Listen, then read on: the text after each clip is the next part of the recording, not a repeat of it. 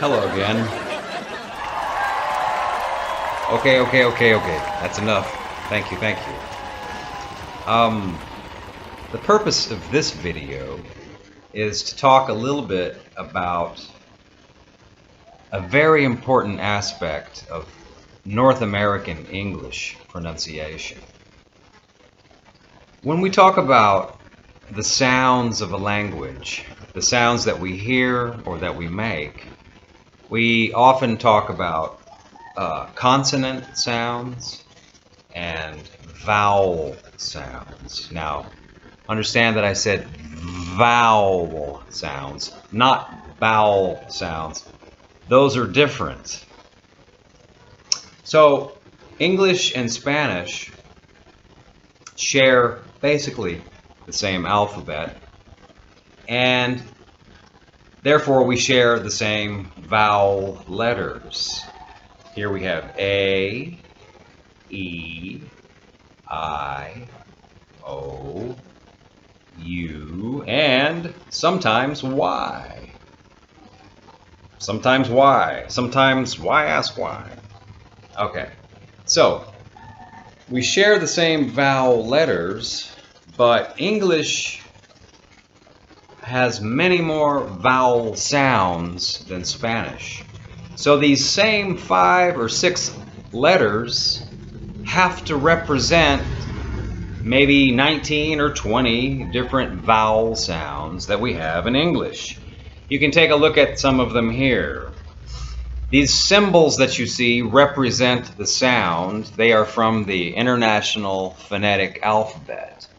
But the most important vowel sound of them all, and the secret to good pronunciation, is the one right in the middle, the schwa. Schwa is represented as an upside down E. It's the most common vowel sound in the language. Linguists say that perhaps 80% of all of the vowel sounds in North American pronunciation is a schwa. It's a very common sound. Any of the letters, A, E, I, O, U, and sometimes Y, can represent this sound, and you see it inside of words. The reason why it's the most common sound is because English has a tendency to reduce the unstressed vowel sound in a word to the schwa sound. I'll talk about that in a few minutes. The sound is not difficult to make. Maybe you don't have it in Spanish, but I'm sure you've made it. Maybe when you're sick at your stomach, you go, nausea.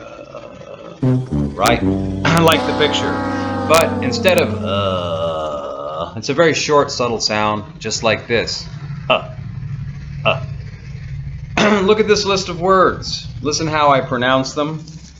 You can pronounce them after me, or just listen to them, or push pause and say them all day. Whatever you wish. Curtain. University. Cinema. Intelligent. Saturday. Google. Now you see Google doesn't have a vowel sound between, or a vowel letter between the G and the L, but I certainly hear it. Google. There it is, a very subtle schwa sound. We have holiday, vacation, American, production, social, generally.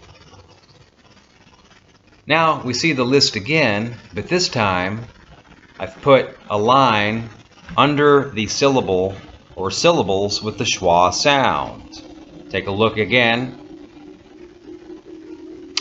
And finally, A very interesting thing that I mentioned before is that the schwa sound only or almost always occurs on the unstressed syllable of the word.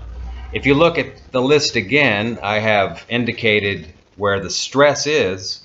None of the stressed syllables have the schwa sound. Take a look. Very interesting. What's also interesting is that schwa would have to be the laziest sound of all. It's unstressed. It occurs in 3 very common words. We use them all the time. Take a look. The, and of. As in a person, the person, and of the person. Okay. It also occurs in what I call informal spoken contractions. For example, have to or has to or gotta. For example, I have to go. She has to go. Okay. I gotta go. I'm gonna go. We hear it in all of those. And also the informal contractions of could have, should have, would have. In the perfect tenses, we would say things like I coulda, I shoulda, I woulda, right? I woulda gone, but I didn't have the money. I shoulda gone. It sounded like fun. I coulda gone, but I decided to stay home. Okay?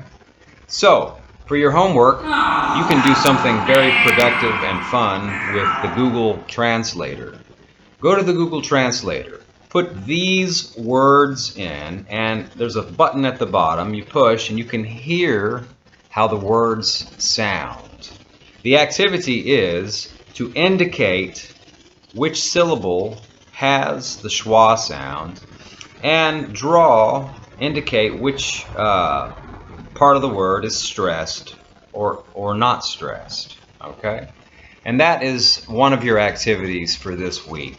Just be aware, conscious of the existence of schwa. It's the most common vowel sound. It can be represented by any of the letters, any of the vowels, A, E, I, O, U, sometimes Y. It occurs on the unstressed syllable of the word, and it sounds like this. Okay? Thanks a lot. Have a wonderful day, and I'll see you next time. We'll talk Wednesday about any of these issues to clarify any problems you may have. Thank you. And goodbye.